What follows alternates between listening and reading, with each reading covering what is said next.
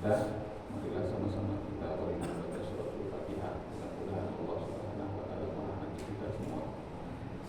Semua yang sedang sakit segera Allah Ta'ala berikan kesembuhan, semoga yang sedang sulit diberikan kemudahan, yang sempit dilapangkan, memiliki hajat yang baik segera Allah kabulkan. Anak-anak kita menjadi generasi soleh dan solehah, dijauhkan kita semua dari segala musibah dan bala.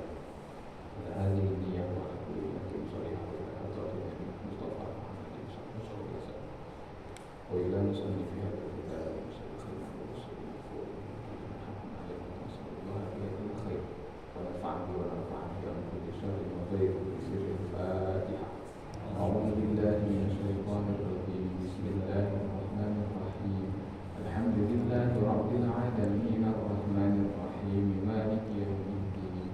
إياك نعبد وإياك نستعين. اهدنا الصراط المستقيم صراط الذين أنعمت عليهم غير المغضوب عليهم ولا الضالين. ربنا زدنا علما نافعا وارزقنا فهما جيدا والحكمة بالصالحين. اللهم يا معلم آدم علمنا ويا مفهم سليمان فهمنا. سبحانك لا علم لنا إلا ما علمتنا إنك أنت العليم الحكيم. اللهم صل على سيدنا محمد سيد القلوب ودوائها وعافية الأبدان وشفائها ونور الأبصار وضيائها وقوت الأرواح وبدائها وعلى آله وصحبه وسلم وآخر دعوانا أن الحمد لله رب العالمين. Bismillahirrahmanirrahim. Nawaitul iqtiqaf sunnatan lillahi ta'ala, nawaitul ta'alluma wa ta'lima wa ifadata wa istifadata fardhu ta'ala. Kita lanjutkan, sekarang kita masuk pada bab yang kelima insyaallah, yaitu bab al-muraqabah. Bismillahirrahmanirrahim. Qala al-musannif rahimahullahu ta'ala wa nafa'ana bihi wa ulumihi fid dharain amin. Babun ay hadza babul muraqabah.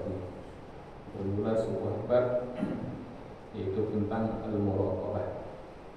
Muraqabah itu secara harfiah diambil dari kata, kita kenal istilah raqib.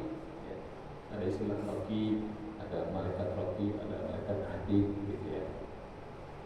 Malaikat raqib atid ini adalah malaikat yang Allah tugaskan untuk mencatat seluruh amal kita. Mengawasi dan mencatat, sehingga muraqabah itu adalah satu sikap di mana seorang itu merasa selalu diawasi oleh Allah Subhanahu wa taala, atau merasa berada di bawah pengawasannya Allah.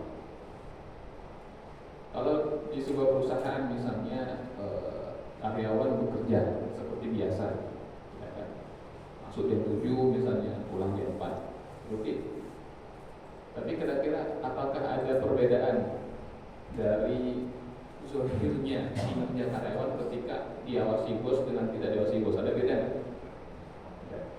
Ya. Kalau ada bosnya kayaknya lebih pada sungguh-sungguh, yang ngerti pun sungguh-sungguh itu kayak gitu kan. Karena ada rasa diawasi.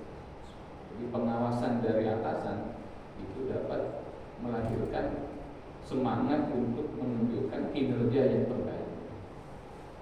Sekarang yang ngawasinya atasannya adalah Allah, maka kinerja taatnya itu yang akan terbaik. Itu sikap muraqabah.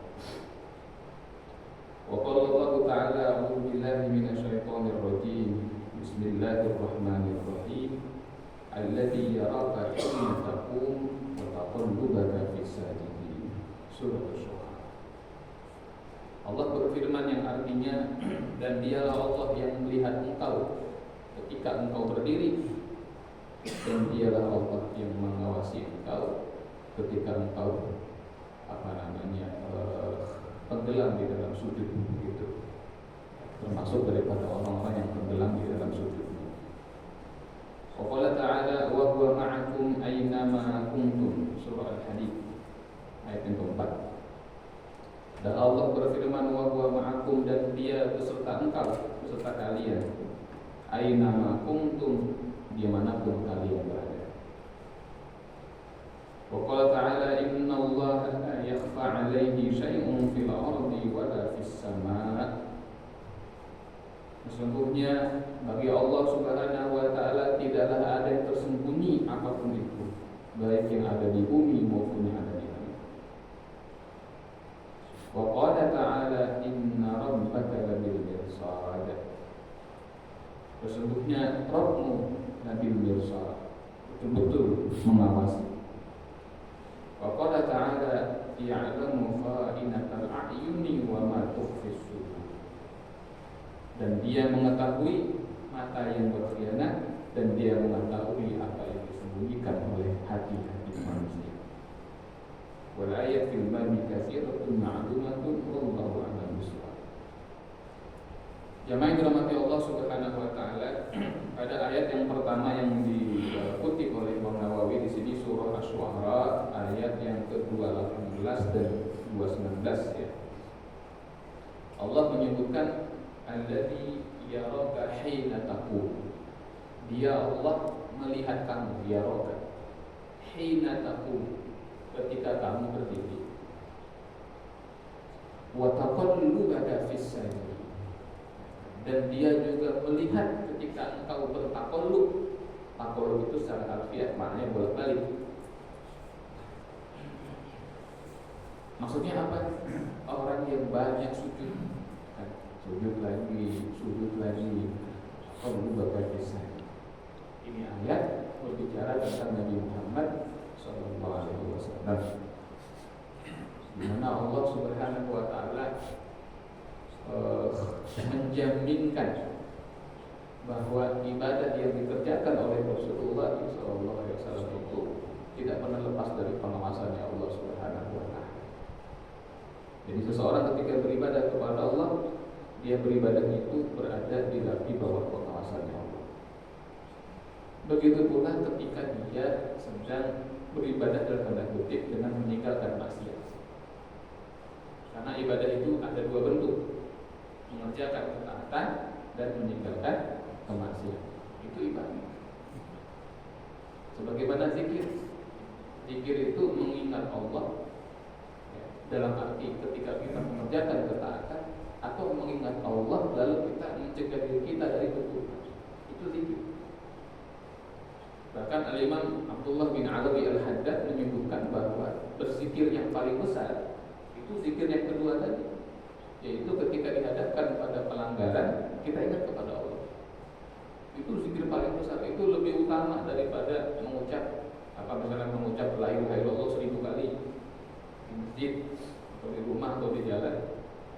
Lebih tinggi pahalanya orang begitu dikasih duit haram dia nggak mau, dia ingat sama Allah. Kalau saya terima Allah lihat. Itu zikrullah yang lebih besar itu sebetulnya. Karena langsung berhadapan dengan tantangan ya, dan dia mampu menjadikan hawa nafsunya itu kalah dengan ingatannya kepada Allah. Nah, ibadah itu seperti itu, taat kepada Allah, mengerjakan perintah dan meninggalkan larangan Allah. Semuanya di bawah pengawasannya Allah. Jadi kalau kita sholat, seorang hamba sholat ya, hendaknya dia menyingkirkan dari hatinya itu pandangan-pandangan manusia. Hendaklah dia menjadikan yang betul-betul dia tuju dalam sholatnya itu adalah pandangannya Allah Subhanahu wa taala. Para ulama mengatakan kalaulah Allah memandang satu kali kepada seorang hamba dengan nazrah, dengan pandangan rahmat dan pandangan ridha, maka itu sudah cukup untuk membentengi dia dari api neraka. Insyaallah, amin ya rabbal alamin. Wa qala ta'ala fi suratil Hadid al-ayah ar-rabi'ah wa huwa ma'akum aynama kuntum. Dan Allah berfirman pada surah Al-Hadid ayat yang keempat, wa huwa, dan dia yaitu Allah itu ma'akum, beserta kalian, aynama kuntum, dimanapun kalian berada. Dia bersama kalian dimanapun kalian berada. Apa maksudnya di sini? Huwa artinya adalah dia, wa huwa, dan dia yaitu Allah maksudnya. Ya. Ma'akum, bersama kalian, aynama kuntum, dimanapun kalian berada. Kata huwa di sini yang sejatinya merujuk kepada makna zat. Ya, sejatinya begitu. Seperti kalau kita mengatakan ada orang berkata kepada kita, saya melihat pusatnya jam misalnya. Lalu saya tanya lagi, di mana kamu lihat dia? Saya lihat dia di lapangan. Nah, kan kata dia di situ merujuk kepada zat, begitu kan? Kata huwa itu merujuk kepada zat. Atau kalau bahasa kita, bahasa manusianya merujuk kepada materi. Ya, kan? Karena tubuh kita kan materi. Tetapi dalam ayat ini kata huwanya tidak bermakna zat. Kata huwa dalam ayat ini tidak dimaknai sebagai zat. Jadi bukan dan zat Allah bersama kamu dimanapun kamu berada. Bukan begitu. Jadi kalau huwanya dipahami sebagai zat, berarti zat Allah di mana-mana. Di mana kita, di sana zat Allah. Kalau huwa di sini dipahami sebagai zat. Maka kata para ulama, ayat-ayat yang seperti ini termasuk pada bab ayat mutasyabihat. Sebab ini kalau difahami sebagai makna literal, makna zahirnya berarti zat Allah di mana-mana. Kan bahaya ini. Kita ke lapangan, zat Allah di lapangan. Kita ke kantor, zat Allah ikut ke kantor misalnya. Jadi kalau kita ke kamar mandi, zat Allah kamar mandi juga, kan bahaya. Maka ketika berhadapan dengan ayat yang mutasyabihat itu, bagaimana sikap kita sebagai muslim? Ada dua bentuk di dalam memahami ayat-ayat yang mutasyabihat. Dikatakan oleh Syekh Ibrahim Al-Lakhani, awilhu al-fawwid wa rum tanjiha. Kalau kita bertemu dengan ayat yang mutasyabihat, maka yang pertama adalah awilhu ditakwil. Kullu nasin awhamat tasbiha awilhu aw fawwid wa rum tanjiha. Kalau setiap nas yang mengandung tasbih, mutasyabihat, remeng-remeng, samar-samar, maka pertama ditakwil, yang kedua ditafwid. Tetapi niatkan ketika tafwid itu untuk mensucikan Allah, mentanzih Allah. Begitu ditakwil, kata para ulama, wa huwa ma'akum aina ma kuntum, dan dia bersama kamu dimanapun kamu berada. Maksudnya adalah ya'lamu ahwalakum aina ma kuntum bi'ilmihi. Allah mengetahui kamu dimanapun kamu berada dengan ilmunya Allah. Oh, berarti ilmunya Allah yang meliputi kita kemana-mana, bukan zatnya Allah. Zatnya Allah tidak kemana-mana dan tidak di mana-mana. Itu mutlak sudah. Ya, jadi zat Allah tidak di mana-mana dan tidak kemana-mana. Tapi ilmunya itu meliputi, ya, meliputi mana-mana, meliputi segala hal, meliputi segala sesuatu, meliputi segala arah. Barangkali ada kata meliputi segala mana, udah gitu. Itu ilmu. Wah, bagaimana mungkin Ustaz? Zatnya nggak kemana-mana, tapi ilmunya meliputi mana-mana, menjangkau mana-mana. Kalau dulu barangkali kita masih sulit memahami itu, tapi sekarang di zaman ini sudah sangat mudah. Kita mencoba menganalogikan, bukan saya menyamakan Allah dengan makhluk, bukan, ini untuk memudahkan pemahaman. Sekarang kita hidup di zaman yang sangat mudah untuk memberikan analogi tentang zatnya enggak kemana-mana, tetapi ilmunya kemana-mana, mengetahui yang di mana-mana. Apa contohnya? Seorang operator CCTV keamanan, security misalnya, kepala security. Kepala security itu cuma duduk aja. Kalau yang anak punya suruh keliling, 2-3 orang keliling. Tapi bos security-nya cuma di kantor, dia ngopi gitu kan. Dia ngopi di kantor, duduk di sebuah ruangan. Tapi di depan dia ada 30 layar misalnya, ya kan?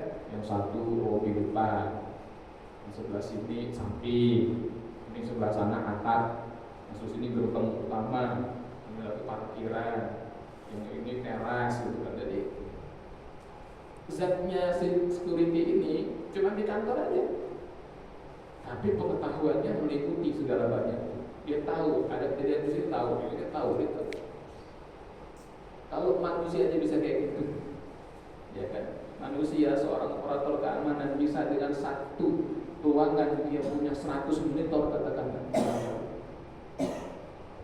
Masa Allah tak mampu dia cari? Di mana zatnya tidak di mana-mana, zatnya tidak perlu kemana-mana, tetapi ilmunya meliputi segala hal. Aina makhluk. Tidak ada satu apapun yang luput ya, dari pengetahuannya Allah Subhanahu wa Ta'ala. Maka kata para ulama, ketika kita diuji, jangan berpikir bahwa Allah tak tahu. Kesannya kayak Allah meninggalkan kita ya. Berbaik sangka kepada Allah Subhanahu wa Ta'ala. Karena ketika Allah memuji seseorang, sesungguhnya Allah tidak pernah kehilangan kelembutannya. Allah punya sifat latif ya, latif gitu kan. Gitu kalau di roti Al-Qas itu ada tuh ya latif alam ya zatul bina fi mana sayna latif ulam tazarut bina ya latif ya kan. Wahai Allah yang maha lembut. Ketika Allah menguji, lembutnya kayak itu. Tetap ada. Apa buktinya? Kadang-kadang di balik ujian-ujian itu ada berkah. Di balik ujian yang sulit itu ada kemudahan-kemudahan. Allah sebutkan di dalam Al-Quran jelas, ya kan? Inna ma'al usri yusra. Fa inna ma'al usri yusra. Inna ma'al usri, sesungguhnya beserta al-usri, ada huruf al-usri. Inna ma'al usri, ada al-nya tuh. Ma'a al-usri yusran. Yusrannya nggak pakai alif, ya kan? Dibilang lagi sama Allah, fa inna ma'a al-usri yusran. Al-usr artinya kesulitan, yusr maknanya kemudahan. Dalam ayat ini, pertama Allah ulang 2 kali. Yang kedua, ketika Allah menyebut kesulitannya, itu pakai alif lam. Inna ma'al usri, ada alif lam. Sementara kemudahannya tak pakai alif lam. Apa maksudnya di situ? Dalam bahasa Arab ketika ada alif lam, berarti maknanya satu. Maknanya satu. Misal al-ustadu fil fasl. Al-ustad di dalam kelas. Berapa ustadnya? 1. Al-ustad. Yang kedua pakai al itu maknanya tertentu, khusus, ma'rifah, definite. Kalau di bahasa Inggris dan sistem definite words, ya kan? Kata yang sudah tertentu. Tapi kalau tidak ada alif lam, user, maka itu maknanya indefinite, umum. Kata itu umum dan berpotensi lebih dari satu. Yang ketiga, kalau ada alif lam biasanya sedikit atau sebagian. Contoh misalnya, Subhanalladzi asra bi 'abdihi lailan minal masjidil haram ilal masjidil aqsa.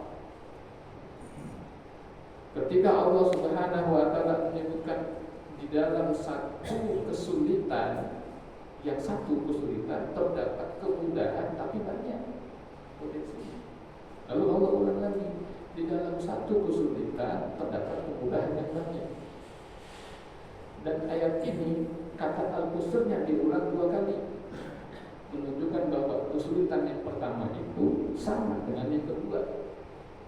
Sedangkan kemudahan yang pertama karena tidak ada alif lam itu berbeda dengan yang kedua. Sehingga kata para ulama, ketika Allah memberikan satu kesulitan, maka minimal Allah memberikan 2 kemudahan. Itu minimal. Jadi satu kesulitan minimal ada 2 kemudahan. Itu minimal itu. Biasanya lebih, tapi minimal 2. Contoh orang sakit, itu kesulitan, maka Allah kasihkan minimal 2 kemudahan. Apa itu? Ini misalnya apa? Yang pertama, dia pakai jaminan kesehatan misalnya. Itu udah kemudahan tuh, BPJS misalnya gitu kan. Tapi disclaimer dulu, saya bukan agen BPJS gitu ya. Misalnya orang sakit, kalau kasih kemudahan pertama BPJS. Yang kedua apa? Ternyata rumah sakitnya dekat. Nah, misalnya gitu tuh. BPJS kalau rumah sakitnya harus yang ke Cilegon, repot juga urusannya dari Bekasi ke Cilegon gitu kan. BPJS satu mudah. Terus apa? RS-nya dekat. Atau apa lagi? Aksesnya dekat. Ya kan? Jalannya ya kan. Kemudian apa lagi? Oh nggak punya mobil, ada tetangga yang pinjemin mobil misalnya. Transportasinya mudah. Apalagi kalau dokternya cocok, baik gitu kan. Jadi satu kesulitan minimal dua kemudahan. Itu bukti bahwa Allah tidak kehilangan kelembutannya ketika dia memuji hamba. Jadi nggak ada yang luput dari ilmunya Allah. Ya kan, orang diuji telah, nggak ada orang diuji telah. Pasti kalau diuji tetap dalam pengawasan Allah di bawah genggaman kelembutan Allah Subhanahu Wa Taala. Jadi sabar. Ya. Tapi setan memang bikin putus asa. Setan membisikkan kita yang paling malang, kita yang paling susah, ya, kita dilupakan, gelap mata, kita.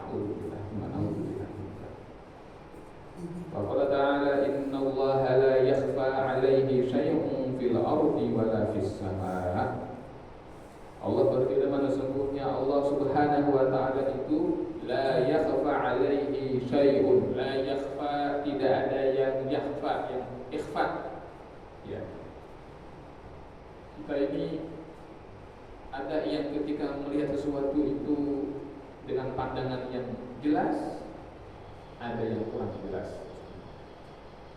Kita mendengar sesuatu, ada yang dengan terang, ada yang dengan samar-samar. Saya tidak bermaksud suara. Misalnya ada orang ngomong dengan jelas, saya melihat singa, oh itu jelas tuh. Jelas nggak? Jelas ya. Berarti kalau yang nggak jelas, saya tidak, bukan itu maksudnya. Pendengaran jelas dan tidak jelas, penglihatan jelas dan tidak jelas. Yang saya maksudkan bukan pada objeknya, tapi pada hakikat ibadah. Ada orang berkata misalnya, saya melihat singa berpidato dengan berapi-api. Tentu makna singa itu bukan singa dalam arti hewan, tetapi singa itu adalah seorang dai yang luar biasa. Dulu ada ulama terkenal namanya almarhum Kiai Haji Abdullah Syafi'i, ingat ya? Itu kan julukannya singa podium. Singa podium, julukannya begitu. Nah, jadi kadang-kadang kita mendengar informasi, melihat sesuatu itu tidak jelas. Yang kita tangkap hanya zahirnya, yang di balik itu kita tak paham. Padahal kalimat yang disampaikan jelas dan terang, tetapi kita tidak bisa menangkap maksud di balik itu. Ada orang yang memberikan kita madu, ya, seperti orang menyuapi madu, tapi dia letakkan ujung pisau. Manis rasanya, tapi berbahaya, mematikan, bisa mencelakakan, terpotong lidah kita. Karena dia suapin kita pakai pisau ini madu. Banyak orang yang jatuh gara-gara kata-kata manis, betul kan? Karena dia nggak bisa menangkap dengan jelas ada apa di balik. Kalau Allah Subhanahu wa taala la yakhfa 'alaihi syai', enggak ada yang tersamar bagi Allah. Tentu bukan hanya bicara materi yang remeng-remeng. Tidak ada yang dapat disembunyikan dari Allah. Kalau kita ini kadang-kadang ketika kita menerka-nerka orang itu baru sebatas terkaan-terkaan, mereka-reka saja pada kita. Kayaknya tadi saya ketemu Pak Fulan begini. Dia ngomong gini. Tapi saya rasa barangkali dia sedang begini. Tapi reka-reka saja. Ini orang biasanya begini. Kok hari ini begitu? Jangan-jangan. Nah, ini orang bisa sama saya selalu berbuat keburukan. Kok sekarang berbuat kebaikan? Ada apa di balik? Jangan-jangan, nah gitu. Kita cuma jangan-jangan, barangkali. Gitu saja. Tapi kalau Allah la yakhfa 'alaihi syai', enggak ada yang tersembunyi sama sekali. Enggak di langit, enggak di bumi. Enggak ditampakkan, enggak disimpan dalam hati. Contoh misalnya pada surah Al-Fil. yaj'al kaidahu fi nabiyyi. Yang artinya, bukankah Allah menjadikan kaidahu, tipu daya mereka, fi nabiyyi, sia-sia, berantakan. Apa makna kaid di sini? Kan dalam surah Al itu digambarkan tentang peristiwa pasukan bergajah, ingat ya? Jadi Abraha membawa pasukan bergajah, ya kan? Dia ingin menghancurkan Ka'bah. Oke, pertanyaannya sekarang adalah, kenapa Abraha itu membawa pasukan bergajah untuk menghancurkan Ka'bah? Kalau kata orang Betawi, masih ya ujuk-ujuk gitu kan? Ujuk-ujuk bawa gajah, ngapain tiba-tiba? Mesti ada sebab. Nah, sebabnya dan sebab itu sudah dikonfirmasi, ya, sudah dikonfirmasi sendiri. Mungkin kalau Abraha di zaman sekarang, dia bikin konferensi pers dulu. Dia sudah mengkonfirmasi bahwa sebabnya dia ingin menghancurkan Ka'bah itu karena apa? Karena kemarahannya, murkanya Abraha itu terhadap orang Quraisy. Dia ingin memberikan pembalasan yang setimpal kepada orang Quraisy. Buka Ibnu Hisham, buka Ibnu Ishaq, di sirahnya ada di situ. Kenapa dia marah sama orang Quraisy? Karena ada orang Quraisy yang mengotori tempat ibadah yang dia bangun di sana itu, ya kan? Di Yaman. Abraha kan gubernur Yaman, ya, di bawah kekuasaan kerajaan Kristen Abisinia, gitu kan? Dia bangun gereja besar, katedral, gitu kan? Belais dia bangun besar sekali. Bahkan konon kabarnya salah satu tiang-tiang dan marmer itu diambil dari reruntuhan istana Ratu Balkis. Coba megah. Suatu malam, begitu dia malam berlalu, pagi harinya begitu Abraha masuk ke tempat ibadah itu yang sangat dia banggakan dengan luar biasa, dia melihat itu sudah menjadi, kalau bahasa orang sekarang, menjadi korban vandalisme. Coret-coretan, kalau zaman sekarang dipilok gitu, dipilok gitu kan, Viking misalnya gitu kan, bonek misalnya gitu kan. Terus apa lagi, bangku pada berantakan, ya kan, ornamen pada pecah, sama najis di mana-mana kotor. Kaget kan dia, Pak, siapa pelakunya itu? Dicari, ketemu, ternyata ada yang lihat pelakunya si Anu. Orang mana? Orang Mekah, pedagang. Siapa saksinya? Bulan. Wah, ini kurang dari itu. Maka kata Abraha, sebagaimana mereka menistakan tempat ibadah saya, maka saya akan balas. Saya akan runtuhkan tempat ibadah yang paling mereka hormati. Maka Abraha mobilisasi pasukan tempur. Dia mengatakan, saya datang ke Mekah untuk membalas. Bukan karena saya mau ekspansi, bukan. Tapi saya semata-mata membalas kehormatan daripada keyakinan saya. Berangkatlah dia. Itu yang dinyatakan secara zahir oleh Abraha. Apakah betul begitu? Enggak. Kalau dalam dunia militer sekarang ada istilahnya itu Operation False Flag, kan? Operasi bendera palsu. Apa itu? Jadi kalau musuh sudah siap nih. Misalnya katakanlah, misalnya Cina sudah siap untuk mencaplok kembali Taiwan, karena Taiwan bagian dari Cina. Itu provinsi milik Cina dari zaman Babylon, dari zaman kerajaan kuno, memang itu bagian daripada Cina. Cuman Amerika saja yang ingin membelah Cina dari dua itu kan. Mereka perlu Taiwan sebagai proksi. Nah, katakanlah Cina sudah siap nih, militernya sudah siaga semua. Tapi kalau Cina langsung menyerang Taiwan, maka Cina akan dikecam secara internasional, gitu kan? Wah, ini akan menjadi negara penjajah lagi, nggak dikucilkan, di boykot. Waduh, repot juga. Kalau kita perlu alasan, gitu kan? Misalnya kita perlu alasan. Nah, maka disusupkanlah orang-orang dari Cina ke Taiwan. Lalu tiba-tiba kedutaan Cina di Taiwan meledak, sekian orang mati. Nah, ini, ya kan? Cina menuntut pertanggungjawaban kepada Taiwan. saya kasih waktu 3 hari, tangkap pelakunya. Kalau tidak, kami masuk. Padahal yang ngedekin diri juga misalnya, itu namanya fast flag gitu kan. Jadi dia yang buat masalah gitu kan, begitu ini jadi alasan. Nah Abraha itu gitu.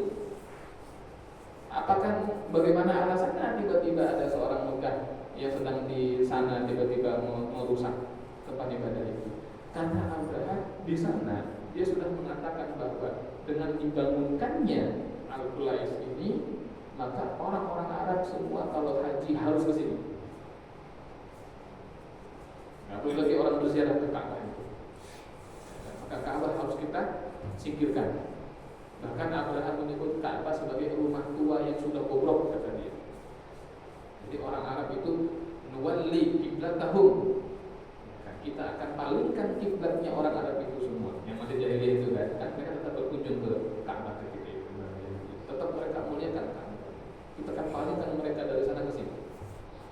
Tinggalkan rumah yang sudah bobrok itu. Nah, kalimat itulah yang menyinggung. Dan itu sengaja dia tumpah-tumpahkan itu di Yaman, menyinggung seorang Quraisy sehingga dia dengan semangat cintanya kepada Ka'bah dia kotorin, dia rusak. Terus jadi alasan. Maka Allah mengatakan Allah yaj'al bainahum fitnatan gitu kan. Kami jadikan tipu daya Abraham itu sia-sia. Dia menampakkan yang A tapi dia maksud lain sebetulnya. Orang nggak ada yang tahu, tapi Allah tahu. Dan apapun itu semuanya Allah jadikan batil, sia-sia, tidak ada manfaat. Na'udzubillah. Ada orang nyumbang sesuatu niatnya lain, ya. Ada orang memberikan makanan niatnya lain, bukan kebaikan-kebaikan yang dia niatkan. Allah tahu. Nggak ada yang bisa disembunyikan. Ya, yang kita tampak, ada seorang menampakkan A yang baik, tapi dia sembunyikan bukan dia lagi Z misalnya, sangat buruk. Allah tahu. La yakhfa 'alaihi syai'. Enggak ada yang tersembunyi sama sekali dari Allah Subhanahu wa taala. Wa qala ta'ala ya'lamu kha'inatal a'yuni wa ma tukhfis sudur. Dan Allah mengetahui kha'inatal a'yun, mata yang berkhianat. Wa ma tukhfis sudur, dan apa yang disembunyikan di dalam dada. Ada ungkapan dulu mata itu adalah jendelanya hati, ya kan? Mata itu adalah jendelanya hati. Kita kadang-kadang bisa sedikit menangkap apa perasaan yang disembunyikan seseorang di balik tatapan matanya. Ada yang matanya memandang dengan penuh cinta, penuh kasih sayang. Ada yang memandang dengan pandangan penuh kebencian. Dan gara-gara mata itu timbul banyak masalah. Beberapa tahun lalu, mungkin 5 atau 7 tahun lalu, saya lupa kapan persisnya.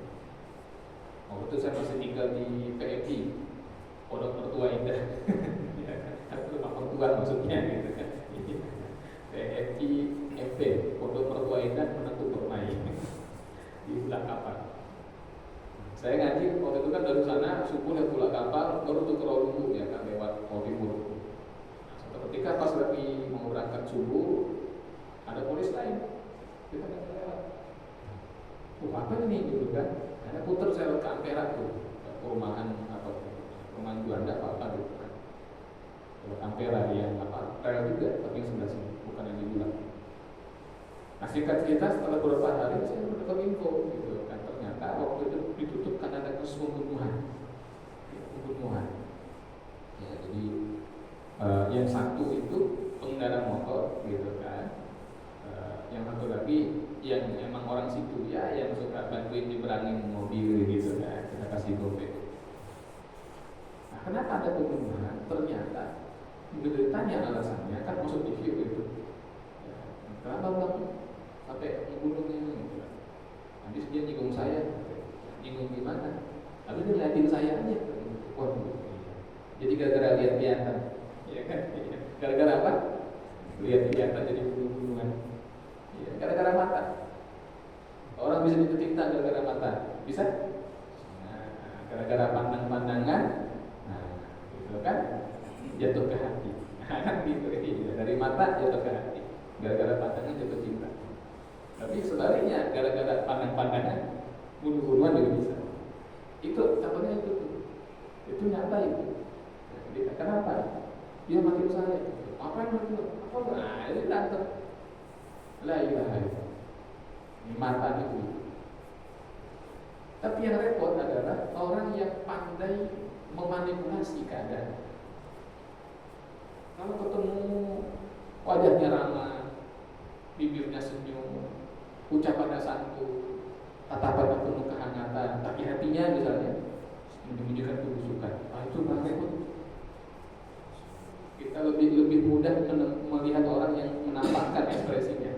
Kalau senang kelihatan, kalau sedih kelihatan, kalau benci kelihatan, itu lebih mudah. Tapi kalau yang pandai menutupi dirinya itu sulit. Ini orang-orang munafik. Orang munafik. Na'udzubillah. Tapi bagi Allah, ya'lamu kha'inatal a'yun. Jika ada mata yang berkhianat, mata yang melanggar, mata yang curang, Allah tahu. Bahkan wa ma tukhfis sudur, yang disembunyikan. Yang disembunyikan oleh hati-hati manusia, Allah juga mengetahui. Ini adalah muraqabahnya Allah Subhanahu wa taala. Pendek kata, tidak ada satu apapun yang luput dari pengawasan dan pengetahuannya Allah Subhanahu wa taala. Jadi kalau orang merasa bisa menipu Allah, pertanyaan, siapa menipu siapa? Kan gitu kan? Iya, siapa yang tertipu? Yukhadi'una Allah wa huwa khadi'uhum. Gitu kan? Mereka menganggap mereka bisa yes, kita bisa bohong. Muhammad nggak tahu katanya. Muhammad nggak tahu, kita pura-pura beriman. Padahal apa? Nabi juga tahu. Bahkan para sahabat dia tahu. Ya, kan? Orang munafik itu dibuka oleh Allah kepada Rasulullah SAW.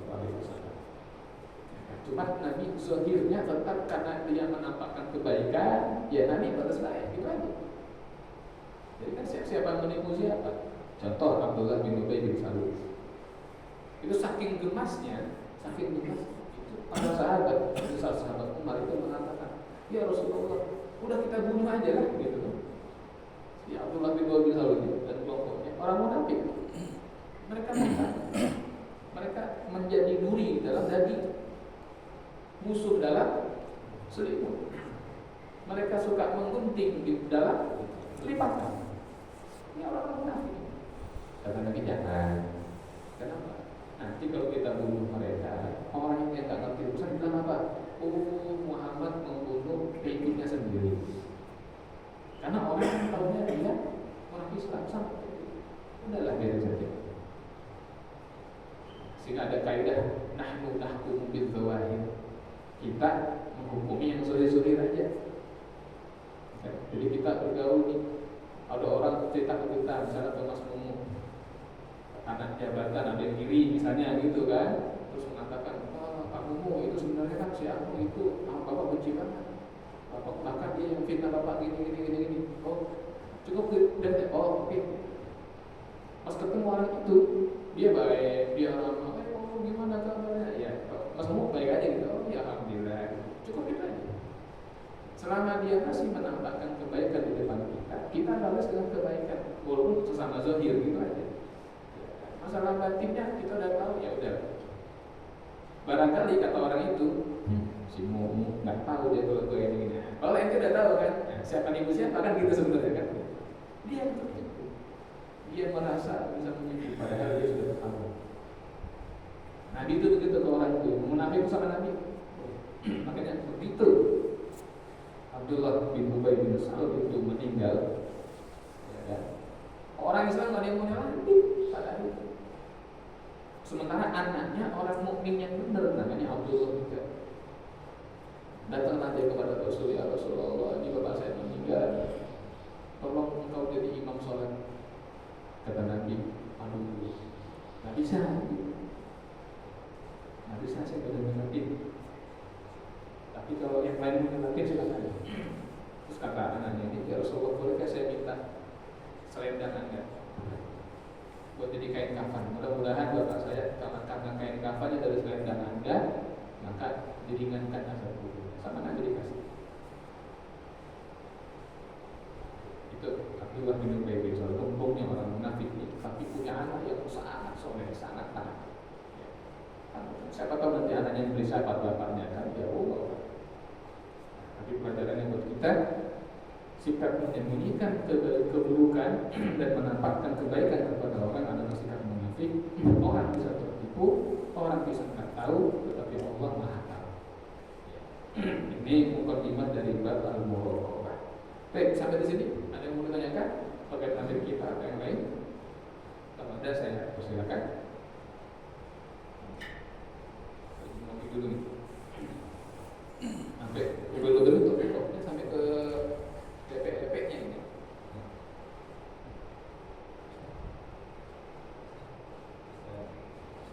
Ya, juga. Assalamualaikum warahmatullahi wabarakatuh. Waalaikumsalam.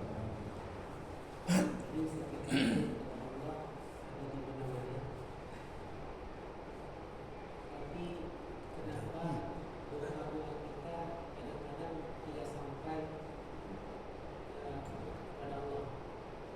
Sedangkan kalau kita berselawat kepada Rasulullah Sallallahu alaihi wasallam, itu dalam kondisi apapun akan diterima, baik oleh Rasulullah maupun Allah.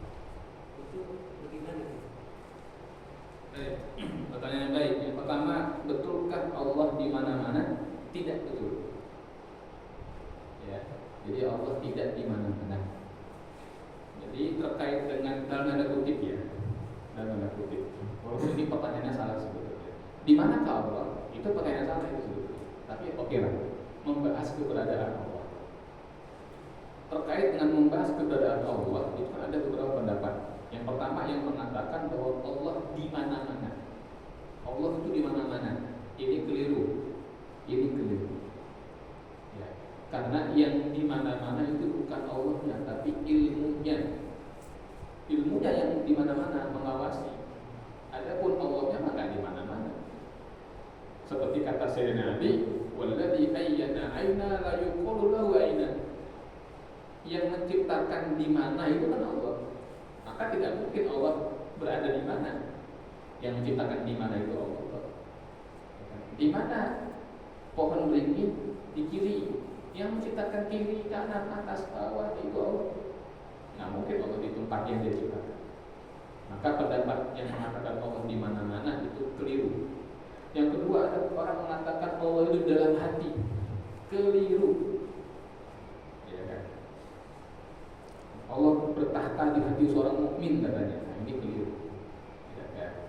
Yang ketiga yang mengatakan bahwa Allah itu di arsy. Keliru. Allah bersemayam di arsy. Itu yang keliru. Kenapa? Karena arsy itu makhluk juga. Seperti yang dikatakan oleh Sayyidina Ali, khalaqallahu al-'arsya idharan li qudratihi wa lam yattakhidhu makanan li dzatihi. Allah menciptakan arsy untuk menunjukkan kekuasaannya, tidak menjadikan arsy sebagai tempat untuk zatnya.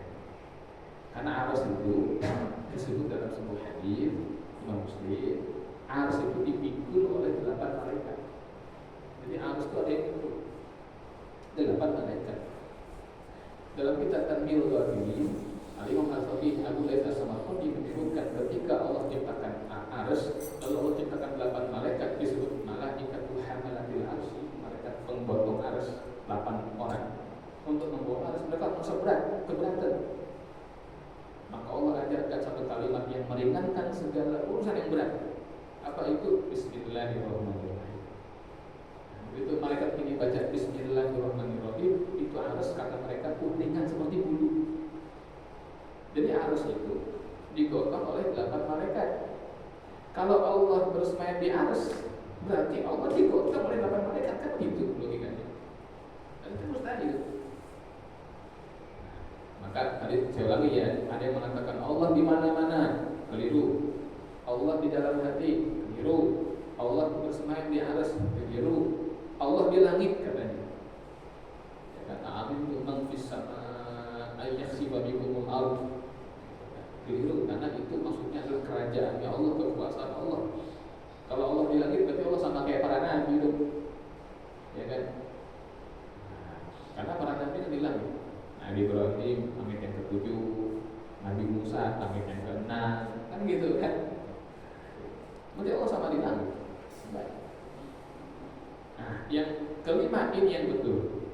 Allah ada dan Allah tidak di mana-mana.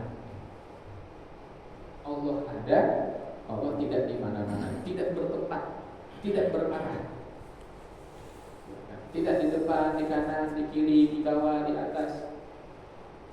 Seperti dikatakan oleh Imam At-Tahawi dalam kitab beliau. Ya, ada kitab namanya Aqidah At-Tahawiyah. Ya, itu dikatakan bahwa innallaha la tahwihi al-jihadu asittu. Allah tidak terlingkupi dengan 6 arah. Kanan, kiri, depan, belakang, atas, bawah. Sehingga kita menghindari kata saya mah terus sampai di atas. Nah, kita hindari kata itu. Karena kalau yang di atas berarti Allah begitu kan. Menunjuk kepada Allah maksudnya. Berarti Allah kena arah atas. Padahal mana atas? Itu atas. Begitu kita keluar bumi, mana atas? Gitu kan. Jadi enggak ada, Allah enggak terlingkupi dengan itu. Allah tidak bertempat, Allah tidak di mana-mana. Allah berfirman tentang dirinya, laisa kamitslihi syai'. Allah tidak menyerupai apapun. Nah, di antara sifat makhluk itu bertempat. Seperti botol ini ada tempatnya di atas meja.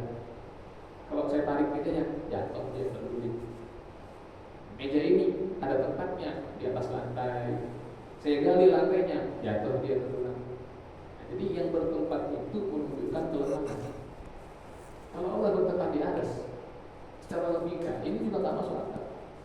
Karena kalau saya tanya, misalnya lagi besar juga, Allah sama aras misalnya, ini bukan dalam saya mau misalkan Allah ya. Antara Allah sama aras, yang duluan ada siapa? Allah dulu atau aras dulu? Pasti Allah dulu, karena Allah Maha Pencipta. Tuhan itu duluan. Nah, sebelum ada aras, Allah di mana? Kalau Allah dipaksakan, pokoknya Allah di aras. Oke, kalau itu antara Allah sama aras duluan mana? Kalau kita bilang duluan aras, kafir langsung. Kalau kita bilang bareng, kafir langsung. Maka mutlak jawabannya adalah Allah wal awwal, Allah yang paling awal. Allah punya sifat qadim, maha dahulu. Oke. Kalau dipaksakan Allah bersemayam di aras, maka sebelum aras Allah di mana? Oh, Allah nggak di mana-mana. Oke.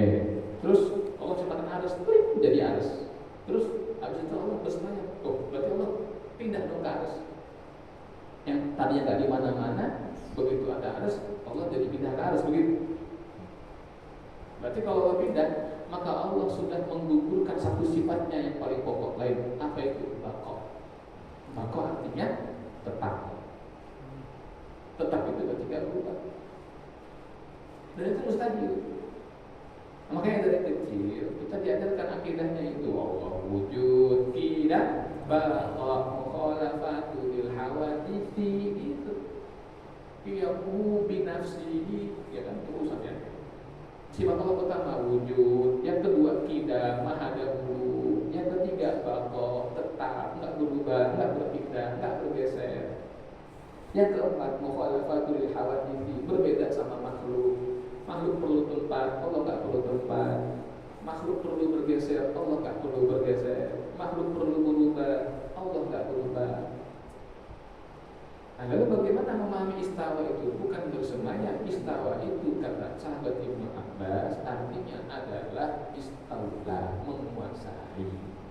Allah menguasai aras, bukan bersemayam di aras. Bukan aja kamus besar bahasa Indonesia. Apa makna bersemayam? Menempati. Asli. Berarti Allah bertempat kalau kita pahami diterlet seperti itu. Makanya tadi saya katakan di awal premisnya apa? Ketika bertemu ayat mutasyabihat itu ditakwil, bukan ditelan di tempat. Ya. Kembali pada pokok pertanyaan.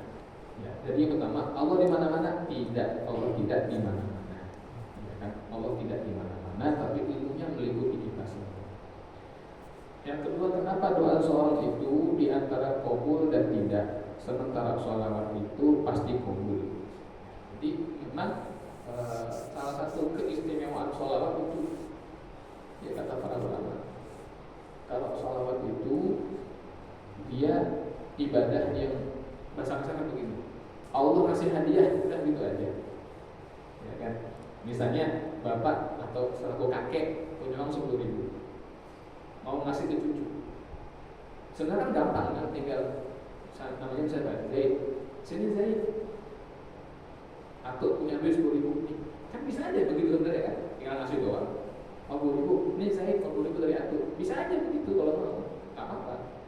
Tapi ada beberapa orang yang kadang-kadang masuk terlalu gampang. Sini Zaid.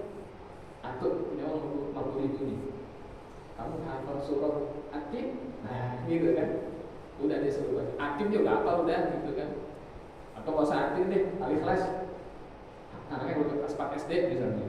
Hafal surah Al-Ikhlas? Dia baca dulu. Nah, ini itu hadiah doang namanya kan? Sebenarnya itu karena kita mau ngasih aja udah. Cuman supaya nggak kayak terlalu gratis. Biar ada pahalanya, kita kasih dia ini perintah. Nah, begitulah sholat. Jadi ibadahnya ringan, ya kan, perbuatannya ringan. Saking ringannya, kalau sholat harus bersuci dulu, kalau sholawat boleh dalam keadaan tidak suci, gitu kan. Kalau baca Quran, orang yang tidak wudu baca Quran juga boleh. Yang penting nggak pegang mushaf. Ya sudah batal wudu dia baca Quran sambil jalan, baca kursi sambil nyetir, baca kulhu, baca Al-Fatihah, nggak ada masalah. Ya kan, yang penting nggak pegang mushafnya. Nah kalau sholawat jangankan hadis kecil, orang junub sholawat juga boleh. Belum mandi besar, lagi haid, sholawat silakan. Tapi kalau baca Quran junub nggak boleh. Haid baca Quran nggak boleh. Kalau sholat harus menghadap kiblat, kalau sholawat menghadap kemana saja sesuai dengan kita berjalan.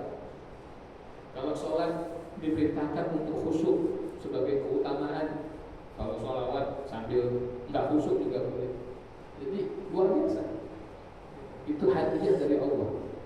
Sholawat itu, makanya dia mudah, murah, ya kan. Tetapi saya sering mengutip ucapan para ulama. Al-asiru yasiru liman yassarahullah, wal yasiru asirun liman asarahullah.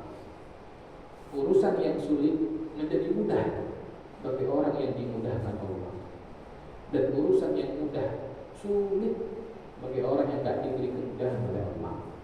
Jadi sholawat rahmat Allah kepada kita berkat Nabi Muhammad SAW, yang kalau sekali kita sebut Allah balas 10 rahmat, ya kan? Yang kalau 10 kali kita sebut Allah balas 100 rahmat.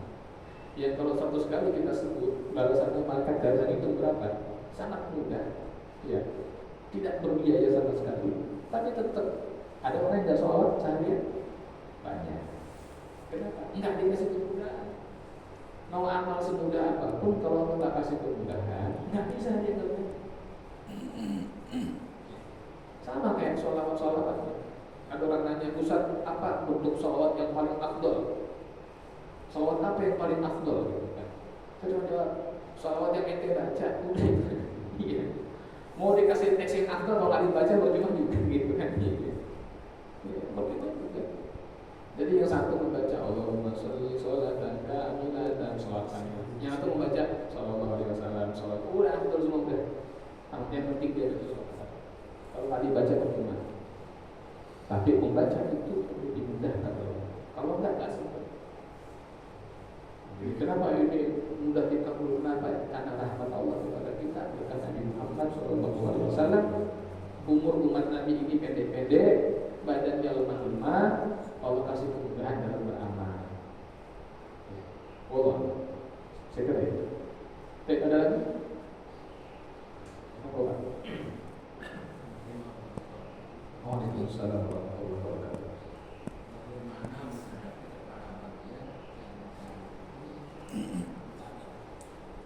Masya Allah.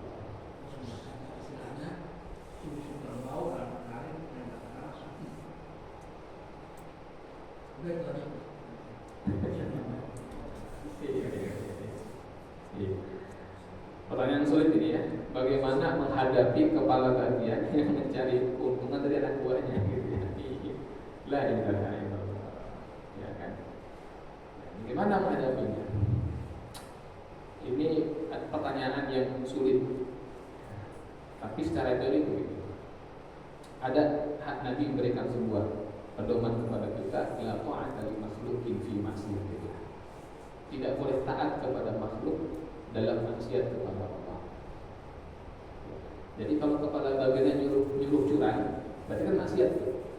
Misalnya aturan mainnya adalah satu kantong itu 10 kilogram semen, tapi sama kepala bagiannya bikin 9,5 aja, yang berkitar saja. Nah itu kan maksiat kepada Allah. Nah itu kami sudah memberikan petunjuk, la ta'ata li makhluqin, tidak boleh taat. Tidak boleh taat. Tapi kalau saya nggak ikutin, terus saya nanti taruhannya saya dipecat, saya di ini, nah itu silakan ditimbang saja, ditimbang saja. Apakah tetap mencari rezeki untuk anak istri dengan cara korupsi misalnya, ya kan? Atau dia tinggalkan peluang korupsi dari tempat dan dia yakin bahwa rezeki Allah itu luas. Itu pilihan yang sulit memang. Idealis ya pada akhirnya, tapi sebisa mungkin dihindari. Ya, ngoles sana, ngoles sini, begitu nggak bisa keluar. Begitu nggak bisa dia harus keluar, maka harus keluar. Ya, untuk menjaga supaya betul-betul masuk ke dalam tubuh kita, otak kita adalah yang halal. Ya, karena yang halal itu berat, yang halal itu berat. Ya, naudzubillah. Ada satu jemaah kita di Maluku Utara itu, namanya Pak Haji Sukidi, karena ini orang baik saya sebut namanya. Dia kan di PU, ya kan waktu itu dia disuruh dapat jatah sebagai impro untuk ngecor jalan di Maluku Utara. Ya. Nah, itu ada hitungannya tuh, hitungan materialnya sampai ketinggiannya itu kan. Atasan dia waktu itu memerintahkan agar dalam laporan tertulis anggaplah misalnya 10 cm gitu kan, 10 cm, tapi materialnya itu hanya cukup untuk 5 cm. Nggak mau dia, nggak kamu jangan ini, wah gitu kan, ya nggak apa Pak, silakan ini aja gitu kan, saya nggak berani. Lalu dimutasi benar gitu kan, dimutasi ke tempat yang kering kelotang gitu kan, ya fungsional aja lah gitu kan, ya temannya yang kerja gitu.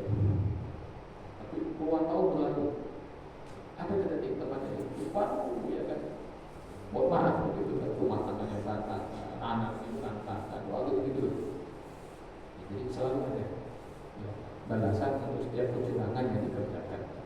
Allah mengancamnya orang curang itu dengan kalimat yang mengerikan, wailul lil mutaffifin.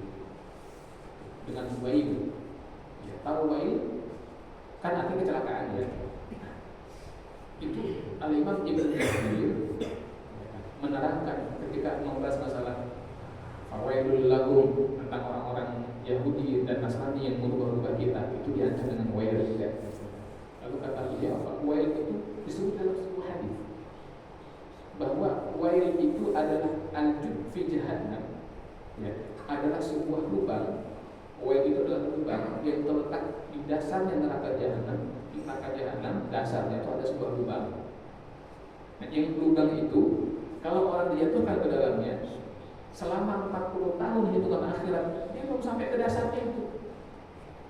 40 tahun akhirat ya, itu belum sampai ke dasarnya. Dan neraka jahanam sendiri tasta'idu billah.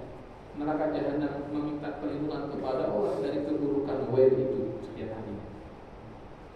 Jadi neraka jahanam yang diletakkan di situ ada wail. Bahkan neraka jahanam sendiri minta ampun, minta lindung kepada Allah dari keburukan wail. Dan itu yang Allah ancamkan kepada al-mutaffifin, orang yang curang. Kamu bilang jadi pendek kata, jangan taat kepada makhluk dalam hal maksiat. Jangan berbuat maksiat, jangan bantu orang berbuat maksiat, jangan taat pada maksiat, jangan mau disuruh maksiat. Mau disuruh. Itu ya. Satu soalan ya. Yang kedua tadi apa? Ada istilah susu kerbau sapi bernama. Susu kerbau. Oh, tapi yang dengan nanti kan curang ya, tipu ya, nggak boleh. Ya, nggak boleh. Jika memang itu dimaksudkan sebagai apa? Ini adalah susu sapi. Produknya produk susu sapi. sapi isinya susu kerbau misalnya gitu kan, itu kan tikungan. Tapi kalau memang tidak dimaksudkan sebagai produk susu sapi, hanya merek saja, nggak apa-apa. Seperti misalnya kita sering beli sasetan kopi luwak gitu kan, yang sasetan itu. Nah, kalau itu dimaksudkan sebagai ini kopi luwak, ya berarti diikut ya gitu kan, seribuan paling gitu kan, misalnya gitu kan, masuk koplok seribuan gitu, misalnya. Tapi kalau merek aja dan orang tahu itu bukan kopi luwak gitu kan yang dimaksud, nggak ada soal. Jadi diperhatikan apa ininya, kayak misalnya ada isinya air aqua biasa, tapi dituliskan oleh beliau sebagai air mengandung pH tinggi bla bla bla, itu namanya. Padahal air biasa. Susu beruang, isi cap beruang, iklannya iklan naga, isinya susu sapi juga. Ya kan, itu merek aja. Kalau cuma merek boleh, tapi kalau dimaksudkan sebagai merek penggambaran dari isi, maka yang tidak tepat itu dianggap penipuan. Ya kan? Nggak usah bawa Al-Quran itu mah. Itu sudah melanggar undang-undang perlindungan hak konsumen. Ya, apalagi agama. Ya, saya kira itu ya. Ada lagi terakhir barangkali? Ya, Mas Umum, terakhir.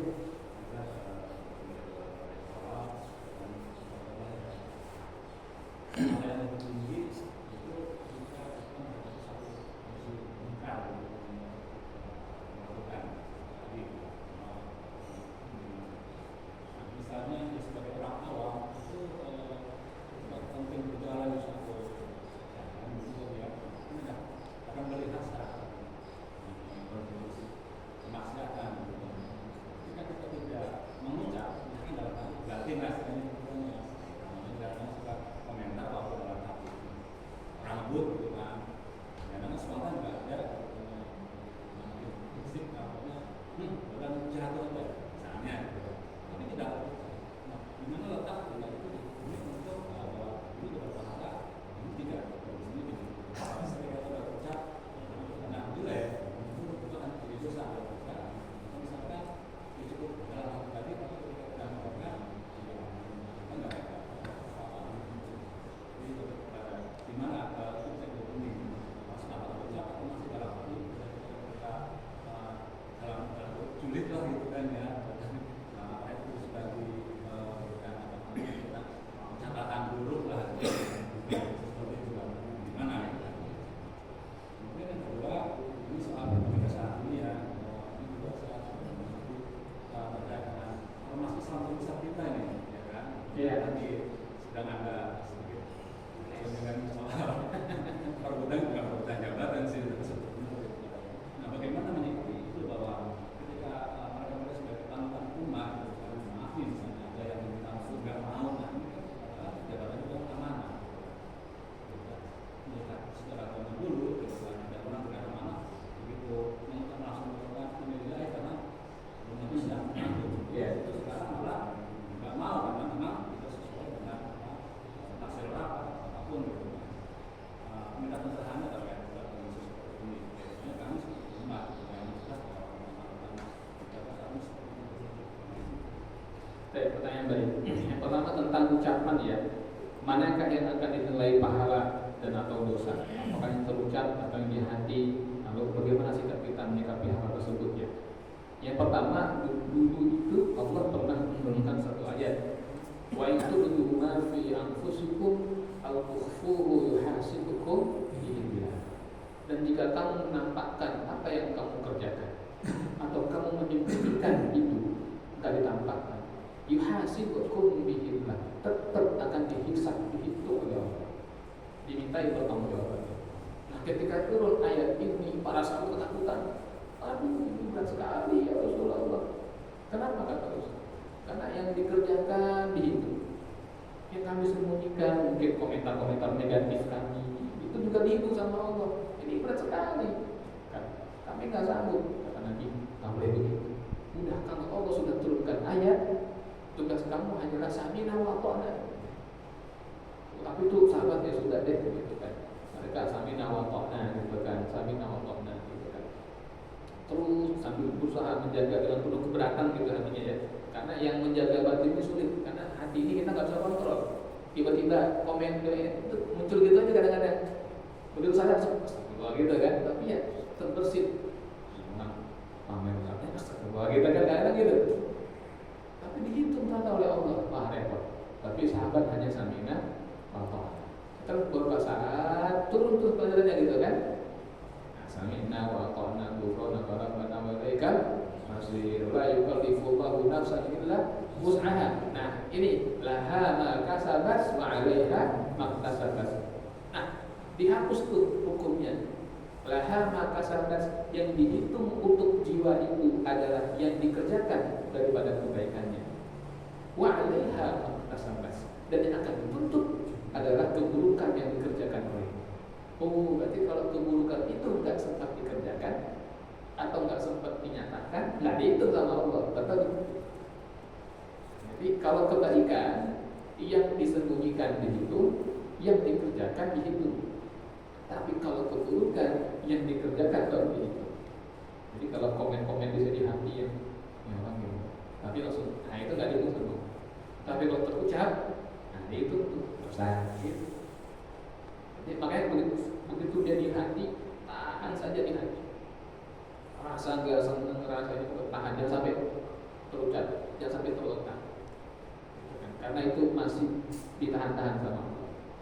Nanti masuk pada bab niat. Kalau di tasawuf juga ada orang yang niatnya mau puasa tapi kesiangan jadi nggak sahur, kan dihitung puasa, itu satu pahala kan gitu kan, udah pahala niat.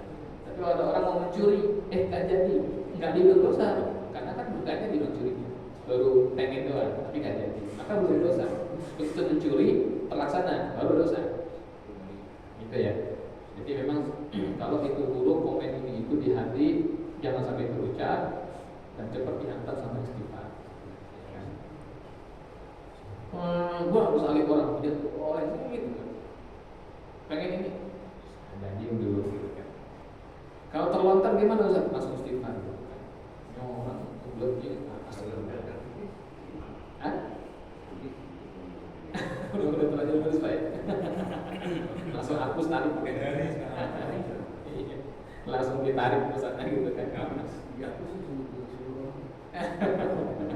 Udah ketahuan gitu ya. Ya istighfar lalu tarik aja langsung dihapus. Kalau udah terlanjur komen gitu langsung kita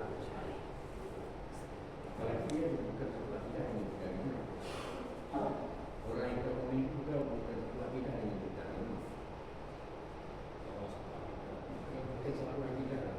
beda agama. Ya, apa? Ya, tetap muamalah walaupun beda agama kita menjaga adat dan akhlak. Tetap terbaik. Walaupun beda akidah. Nabi menyebutkan man ada diniyah maka ada. Walaupun beda akidah, beda agama, bahkan dia tak beragama sekalipun misalnya gitu kan, tetap kita dalam muamalah harus menjaga akhlak, adab, perasaan. Wah, rumit Ustaz, ya rumit. Makanya orang yang berakhlak mulia itu termasuk yang paling tinggi nanti di surga ini. Orang yang berakhlak mulia itu termasuk yang paling tinggi makomnya nanti. Karena rumit dan sulitnya dia.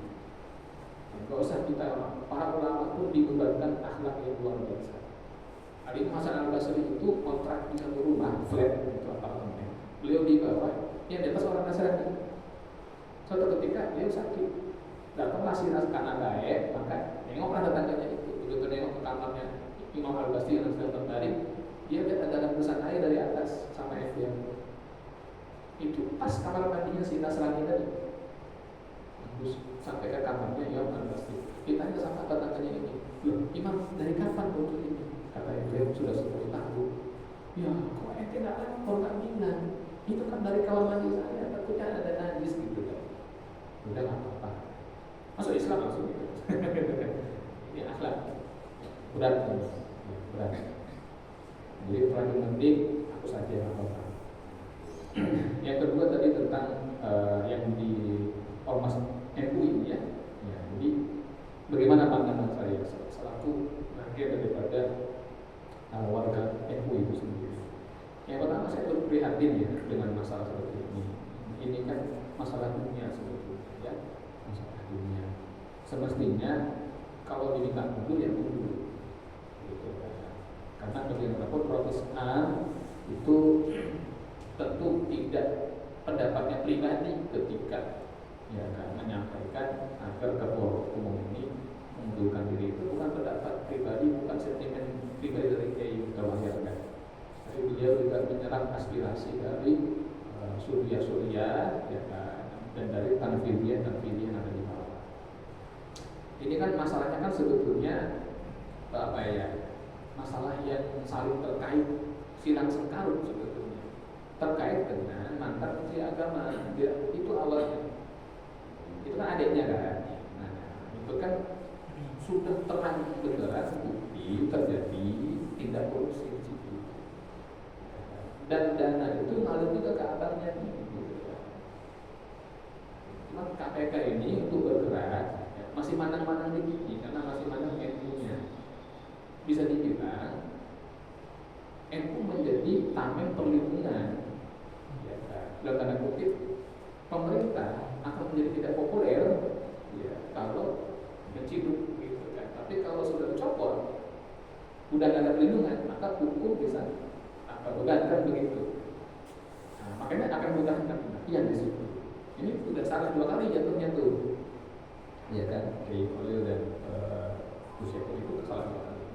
Salah dengan tindak pidana korupsinya, gitu kan? Kemudian salah ketika diminta mundur oleh Islam, tapi malah bertahan. Kita belum bicara tambang ya. Baru yang masalah haji itu salah. Ya kan? Nah ini prihatin, tidak jadi contoh yang baik buat umat. Ya, tapi ya kembali mudah-mudahan umat bisa bersikap dewasa di situ. Kalau memang salah siapapun, mau kiai, mau habib, mau syekh, kalau udah melanggar hukum ya harus bertanggung jawab, itu aja. Ya kan? Dan yang kita tebang bukan pohonnya, gitu kan? Jangan pohonnya itu Pak. Ya, tapi kalau memang ada ulet di satu buah, potong aja buahnya itu. Selesai, gitu kan? Kalau yang mengambil tolong lagi, kalau semprot, kalau nggak bisa ya jangan yang kita tebak pohon mangganya, gara-gara ada 1-2 buah yang ada uletnya. Nah, bukan yang ditebak yang punya, yang kita congkel oknumnya, enggak keluarin pengurusnya itu yang bermasalah, gitu kan? Bukan yang kita bully adalah yang iyahnya, organisasinya, kan? Dan itu biasa di mana-mana. Tapi buat umat jangan membabi buta di dalam mendukung, gitu kan? Ya, insya Allah orang Islam itu orang soleh. Ya kan? Sependek yang saya tahu, Kiai Ahyar itu orang yang soleh, orang alim, orang zuhud. Kalau beliau mau kaya raya, pasti paling kaya. Tapi beliau enggak. Beliau mengamalkan hikam itu dalam kehidupan saya. Tapi kan di itu suriah dan tanfiziyah untuk sehari-hari kan tanfiziyah yang lurus. Saya kan di Litbang, jadi memang sedikit paham ya masalah itu. Nah, saya dulu ambil di Suriah. Mestinya ya ketika disuruh mundur karena bukan keputusan pribadi loh. Ini bukan contoh yang baik buat umat. Kita harus punya prinsip. Jika masalah kepemimpinan diberikan amanah, kita siap memimpin, kita nggak dicopot. Saya sampai nama kok. Seperti sahabat Khalid bin Walid, ya kan, menjadi komandan perang dari zaman Rasul, sahabat Abu Bakar, sampai masuk pada masa Umar dicopot jadi panglima besarnya, jadi prajurit biasa tanpa makan. Dia sampai nawal kok. Orang-orang mengatakan, oh Umar sentimen sama kamu Khalid, enggak katanya. Tetap beliau berjuang, semangat tempur beliau sebagai komandan maupun prajurit itu sama. Itu sahabat Khalid bin Walid, karena jabatan itu hanya amanah. Saya kira